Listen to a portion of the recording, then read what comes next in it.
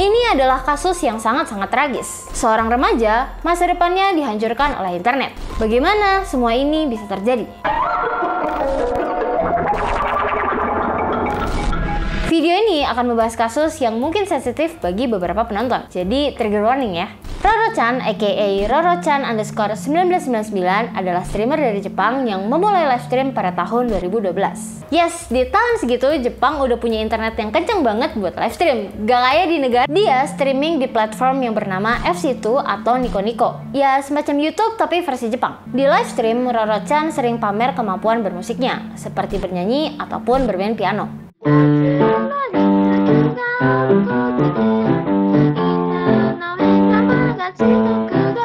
Kalau nggak salah, pada saat itu penonton live stream dari si Roro-chan ini bisa menyentuh 3.000 penonton.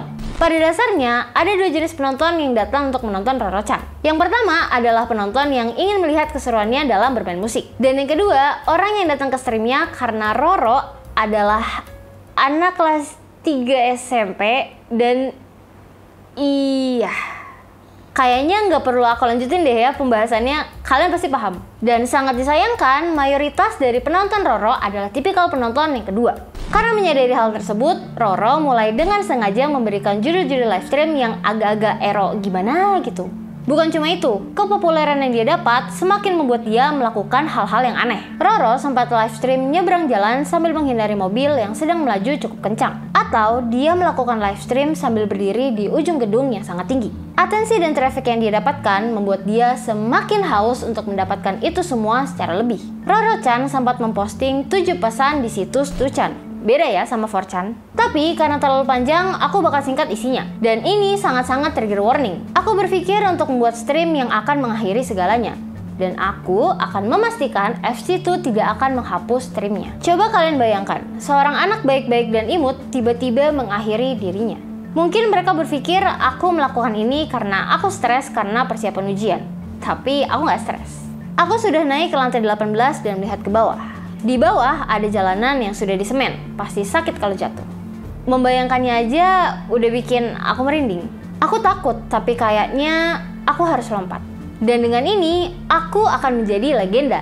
Dan aku akan mendapatkan perhatian dari banyak orang. Aku harus melakukannya hari ini. Sekarang juga. Aku akan meletakkan handphoneku dan aku akan melompat. Dan dengan begitu, aku akan menjadi legenda. Udah jelas banget ini adalah hal yang bodoh. Please, kalian jangan sok ngide. Tuhan menciptakan otak untuk dipakai. Sampai sekarang, gak ada yang tahu alasan kenapa Roro memposting hal tersebut. Apakah emang cuma karena demi traffic? Atau emang sebenarnya ada masalah sama si Roro ini?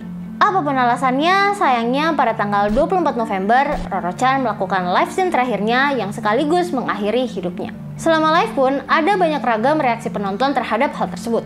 Banyak yang mengkhawatirkan Roro-chan. Ada yang memintanya berhati-hati karena di luar dingin. Dan ada juga yang takut kalau Roro akan digigit serangga. Dan tentu saja, ada beberapa orang yang berkomentar hal CBL ke Roro-chan tanpa mengetahui apa yang sedang terjadi pada saat itu.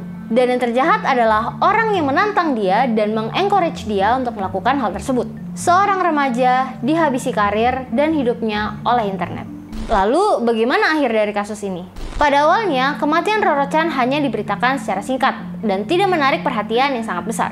Jadi kasus ini tenggelam gitu aja. Tapi pada tahun 2020, kasus Roro-chan naik lagi. Karena seorang musisi yang bernama Kamate-chan membuat lagu yang terinspirasi dari kejadiannya Roro-chan. Lagu ini membuat banyak orang, bahkan yang di luar Jepang, mencari berita tentang apa yang sebenarnya terjadi pada Roro-chan. Kasus Roro-chan ini sebenarnya sangat misterius, karena sampai sekarang gak ada yang tahu pasti kenapa dia melakukan hal itu. Bahkan dalam lirik lagu Kamate-chan ada kiasan. Walau bertanya pada FBI pun, kita tidak akan menemukan jawaban dari pesan Roro-chan. Kasusnya udah lama banget, kalaupun tiba-tiba ada kebenaran yang muncul, pasti bakal ketutup sama rumor. Selanjutnya, apa dampak dari kasus Roro-chan? Dampak negatif dari kasus ini adalah muncul challenge yang bernama Roro-chan Challenge di Jepang. Challenge-nya adalah meniru apa yang dilakukan oleh Roro-chan. Dan ini sempat ramai di kalangan remaja Jepang pada saat itu. Dan tentu saja hal ini adalah hal yang bodoh, tidak worth it, dan sangat dongo. Kan lebih asik nonton anime sambil tiduran, sambil main Genshin, sambil HSR daripada Roro Challenge, ngapain?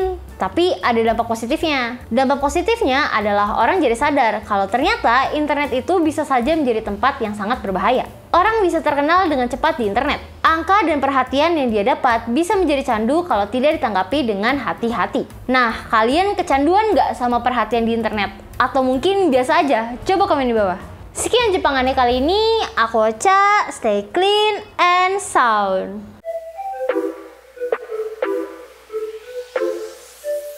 Nah, tahu nggak? Apa? Kenapa internet berbahaya? Karena internet bisa merusak hidup. Salah! Ini internet berbahaya gara-gara ini nih. Apa? Oh, ini. Nah ini nih, jadi kalian harus beli buku Bagaimana Media Sosial Menghancurkanmu, oke? Let's go! Let's go! Sama jangan lupa juga buat beli baju wibu lokal di bit.ly/tokocs. Dan juga baju kode redeem. Kode redeem. Tapi, ya, habisin tuh baju tapi kode redeem itu termasuk salah satu bentuk internet bisa menghancurkan. Karena ngomong kasar, bro. Emang kasar ya? Kan kode redeem nggak kasar. Oh iya bener juga. Jangan sotoy lu. Oke.